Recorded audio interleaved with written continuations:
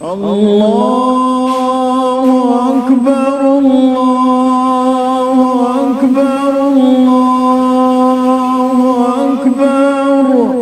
La ilaha illallah, Allahu Akbar. Jika seseorang pergi haji dengan nafkah yang baik, yang halal, dan dia menaruh kakinya di lembah, mulai dia jalan menuju ke bandara kalau kita sekarang dari rumahnya, lalu ia berseru, labbaik Allahumma labbaik, ya Allah aku jawab panggilanmu dengan jawab panggilan yang santun, maka penyeru dari malaikat berkata kepadanya dari langit, labbaika wa sa'daik, sesungguhnya panggilanmu akan mendatangkan kebahagiaan untukmu, bekalmu halal, kendaraanmu halal, dan hajimu mabrur tanpa berdosa. Haji mabrur maksudnya haji yang diterima oleh Allah sang pencipta. Sebagaimana kita tahu hadis yang lain berbunyi, hadis Bukhari Muslim, kata Nabi SAW, al-umratu ilal umrati mukaffaratun lima bainahuma wal hajju mabrur laisa lahu jazaa ilal jannah. Antara umrah ke umrah yang dikerjakan akan menjadi pembersihan di antara keduanya, dan haji yang mabrur tidak ada balasan kecuali surga. Ternyata yang menyebabkan mabrur dari makanan dan sumber yang halal dulu. Itu dulu, baru gerakan-gerakan hajinya.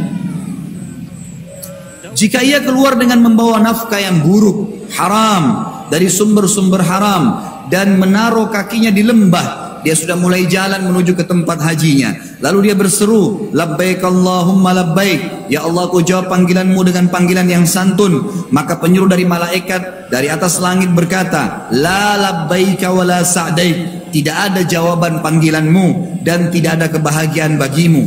Bekalmu haram, nafkahmu haram, dan hajimu tidak akan mabrur, maksudnya tidak akan diterima.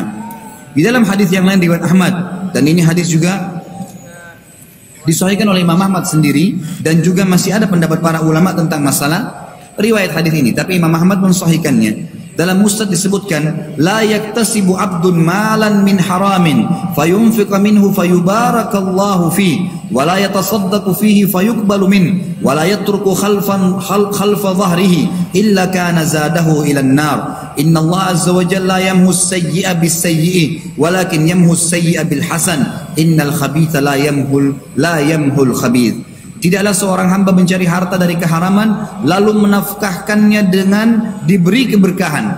Nggak ada orang dari hasil korupsi, dari hasil curian, rekayasa data, kemudian dia diberkah, itu mustahil. Dan tidaklah menyedekahkan, dia kasih ke orang lain, kasih ke istri anaknya, kasih ke teman-temannya, kasih ke orang tuanya, lalu diterima sedekahnya. Nggak ada diterima itu. Sia-sia saja. Serta tidaklah ia meninggalkannya di belakang punggungnya, maksudnya dia meninggal kemudian masih ada tertinggal sebagai warisan, melainkan semua itu semakin menambahkannya ke neraka. Jadi kalau dia ambil haram lalu dia sedekahkan, dia pikir ini baik, dia hajikan orang, umrohkan orang, kasih orang tuanya, berikan kendaraan anaknya, senangkan istrinya dengan beli pakaian segala macam, ini hanya akan menambah hukumannya di neraka, walaupun dia menganggapnya sebagai sedekah. Sesungguhnya Allah tidak akan menghapus keburukan dengan keburukan, tapi menghapus keburukan dengan kebaikan. Artinya kalau orang berbuat haram berhenti, taubat, ganti dengan sumber yang halal. Sesungguhnya keburukan itu tidak akan menghapus keburukan.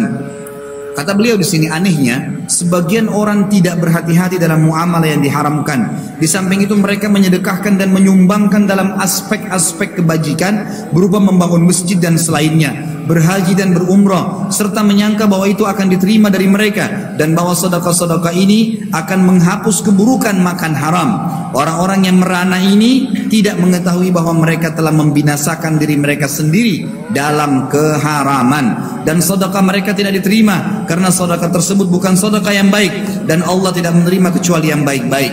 Abdullah bin Umar radhiyallahu anhu berkata, sungguh menolak 1/6 dirham dari keharaman adalah lebih baik daripada 100.000 dirham yang dinafahkan di jalan Allah.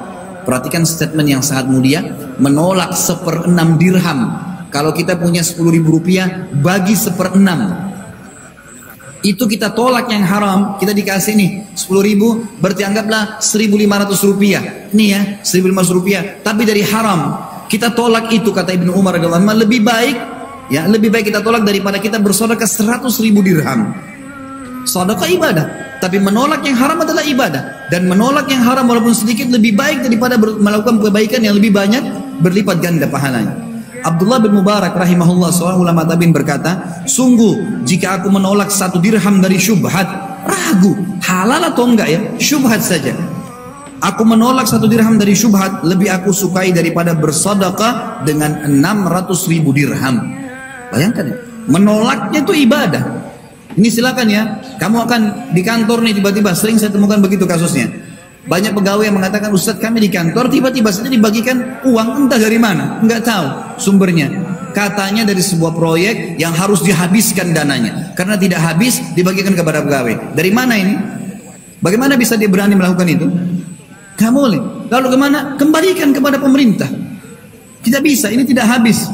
Baik, kalaupun masih ada lebihnya tidak dikembalikan, beli produk yang sama untuk kebutuhan nanti, bukan dibagi-bagikan kepada pegawai. Ini jadi syubhat. Kalau kita terima, oh iya, yang penting saya dapat 100.000, 500.000, 1 juta, 10 juta, lalu kita merasa bangga. Tidak, saudara.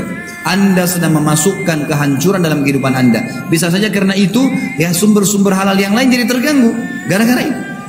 Ini harus diperhatikan. Jangan campur baurkan antara keburukan dengan kebaikan.